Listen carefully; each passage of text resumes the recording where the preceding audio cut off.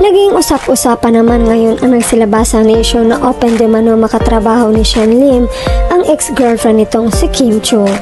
Pero inalmahan agad ng Kim Pao Lanja ang nasabing balita.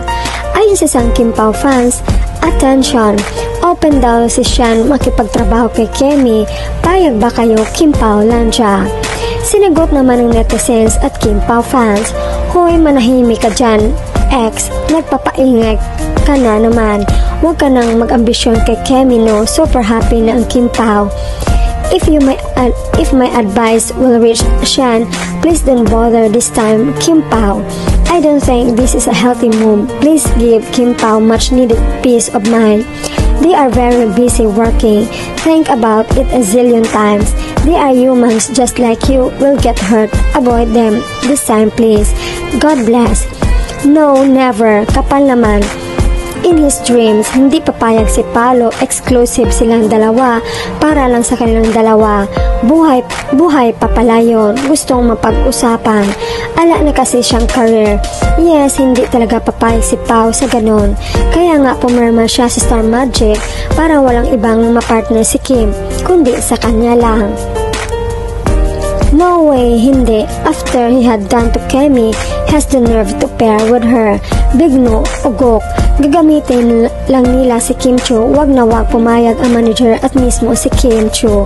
Pati na rin si Derek Loren, nawa po protektahan niyo si Kim Chiu. Pati management, wag rin pumayag. No, I'm not in favor. He must look for a girl suited to him. In his dream, laos na hanap ng kakapitan, ulol. Yes, ang kapal niya naman tapos na ang panloloko mo kay Kim. May tunay nagmamahal kay Kim na di iwanan kahit saan siya magpunta. Yan ay si Paolo, ang tunay na nagmamahal kay Kim hanggang dolo. Wag po, ayaw po namin, ano ba siya si Sean Lim? Siniswerte, di kami papayag niyan, kay Paolo lang po kami. Love you Kim Chiu and Paolo Avellino. Ay naku, wag na tahimik buhay ni Kemi kay Pao. Gusto mag-ingay para pag-usapan. Laos ka na. It's a big no. Pagkatapos mong pinaiyak si Kemi, babalik ka na naman. No way. Para sa amin, wag nang i-partner si Kim sa mga naging ex niya. Magbibigay lang ng gulo sa buhay ni Kemi kung pupwede sa iba na lang kasi kahit sino ang makapareha nila ay kikita, wag lang ang mga naging ex niya. Ano sila? Gamit na gamit naman ang pangalan ni Kim Chiu sa ex dahil may project na gagawin. Ay naku, user hanggang dulo.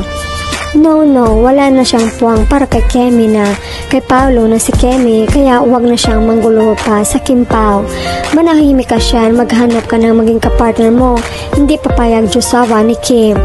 Wow, dami niyang sinabi tungkol kay Kemi, ngayon gusto niya makasama sa trabaho kasi di na siya sikat. Wala nang manood sa movie niya, kaya gusto niyang dumikit kay Kemi.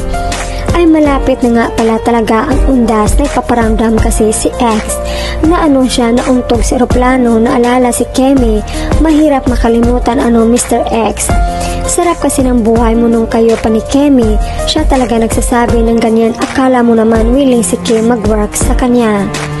No way, ang tanong, payagan kaya ni Pao at payag kaya si Kim? Tapos na sinabi ni Kim na payag sa tumanggap ng project with Pao. Din yung bagets, ayaw nila makitambal sa iba. Sila lang, dream on Sean, you are definitely out in Kim's side. Tell it to the Marines. Kapal talaga ng apog mo. I think there's some loose ends somewhere. Gets mo? Yeah, I know, Sean. Paolo's jowa na, alam mo ba yun? It seems you are dreaming. Stop disturbing Kim Pao. Kim Chiu para kay Paolo Avellino lamang. Sila lang ang bagay, maganda, gwapo, mabait at marespeto. Ay nako, wag na. Sean, period. Ayaw na ayaw ba? Ayaw ni Kim. Wag mo na siyang pakialaman. Mahal na mahal ni Pao si Kimi. May respeto, maalaga, masuyo, protektado pa. In your dreams after everything that happened, leave her alone.